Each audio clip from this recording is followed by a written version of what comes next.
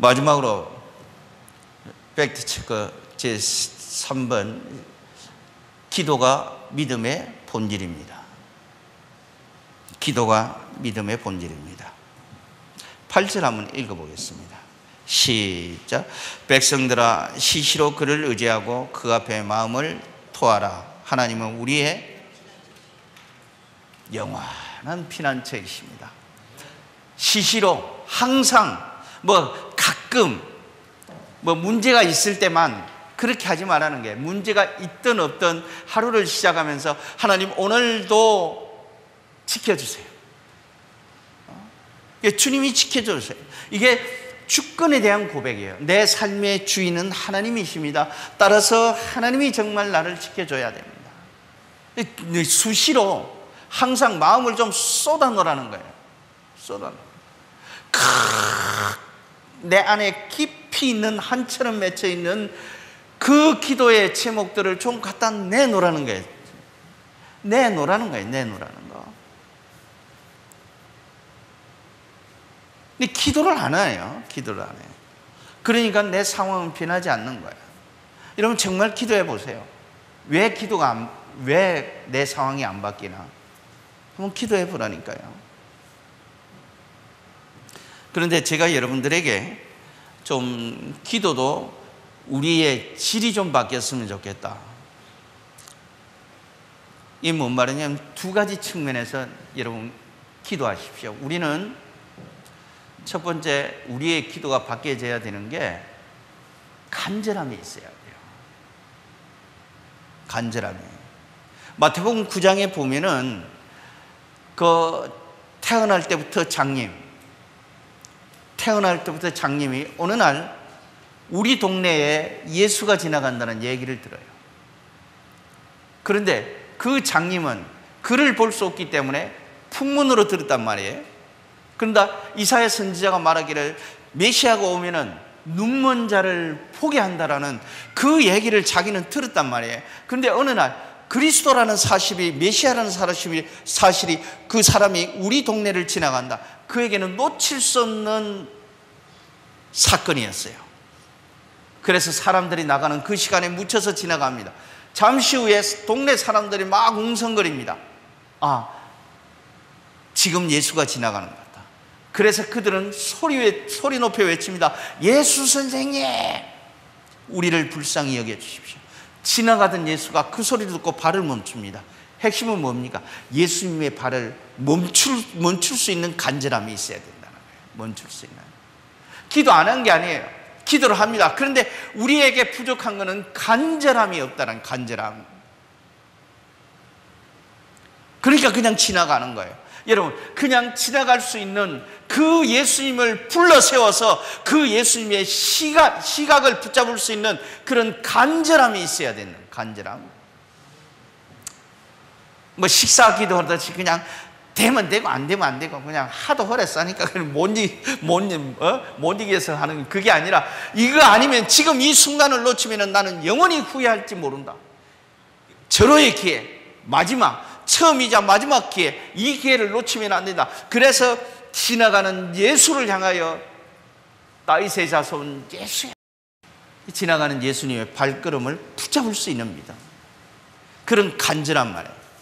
그랬더니 내가 내게 무엇을 하여 주기를 원하느냐? 그랬더만 주여 보기를 원하나이다. 아주 간단했어요. 그런데 우리는 막 기도의 자리에 나오면 막 주렁주렁 가지고 들어와.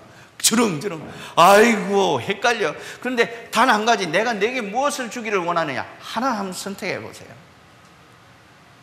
주렁주렁 하지 말고 간절함과 간결함이 있어야 되는 거예요. 그러면은 하나님의 역사는 일어나는 거예요. 두 번째, 우리는 우리의 기도의 패턴이 어떻게 바뀌냐면 하나님의 음성을 들을 수가 있어야 돼요. 하나님의 음성. 자, 저를 보세요. 우리만큼 기도를 많이 하는 나라는 별로 없어요. 우리나라 사람들의 경건수단은 새벽 기도입니다. 유럽 사람들의 경건수단은 큐티예요. 그래서 이 큐티를 하는 사람들이 생활편에서는 굉장히 강한 거예요. 왜? 1대1로 주님을 만나기 때문에. 그런데 우리나라의 경건수단은 전부 다 새벽 기도 외에는 없어요. 그러다 보니까 목사님이 하는 말씀만 듣고 계속 나가는 거예요. 그런데 중요한 것은 새벽 기도 있죠, 철야 기도 있죠, 금식 기도 있죠, 교회마다 또 작정하는 다니엘 기도 있죠. 그 수많은 기도, 그래도 여전히 공고한 거예요. 왜 그럴까?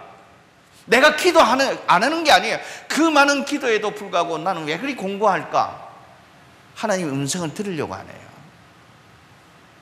그러니까 그 기도를 하고 나서 내는 여전히 허한 거예요. 그런데 그 기도의 실천적 모범을 보여준 게 아브라함이에요. 아브라함은 자기 조카 롯이 거하는 소돔성이 멸망한다는 얘기를 듣고 이렇게 말합니다.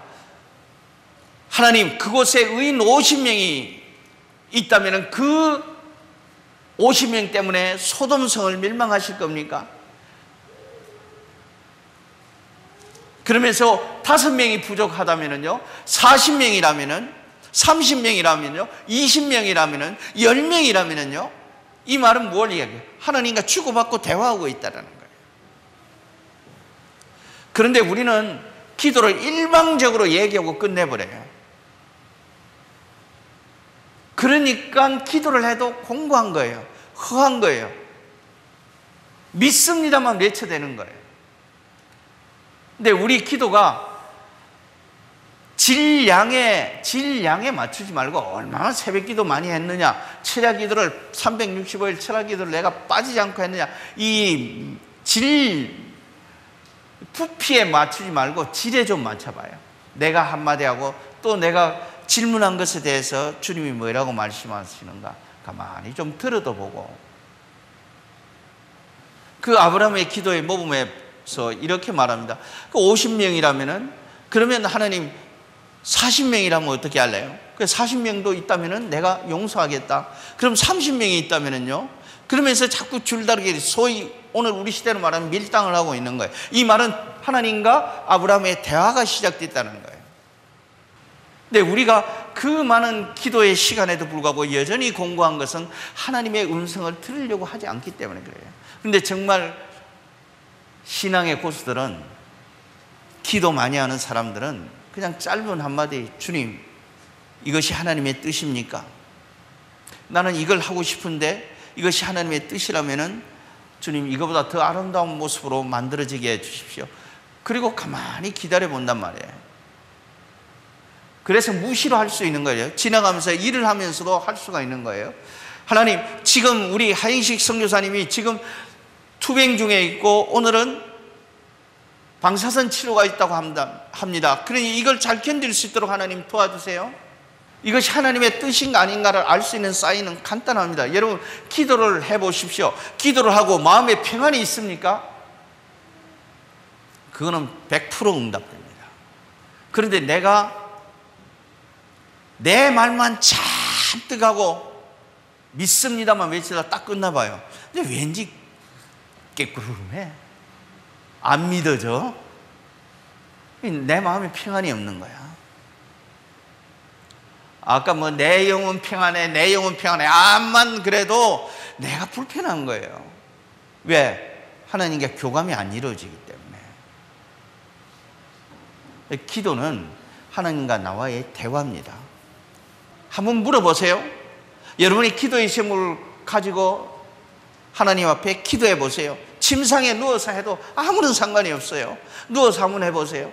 그리고 난 다음에 가만히 기다려 보세요. 그리고 그 구하는 기도를 진행하면서 찬양도 한번 같이 곁들여 보십시오. 찬양은 곡조 붙은 기도라고 그럽니다. 그러면은 하나님이 원하시면은 내 마음 평안이 있어요. 그럼 틀림없이 내가 뒤집어져서 기도를 했든 엎어져서 기도를 했든 상관없어요. 하나님 100% 응답하십니다.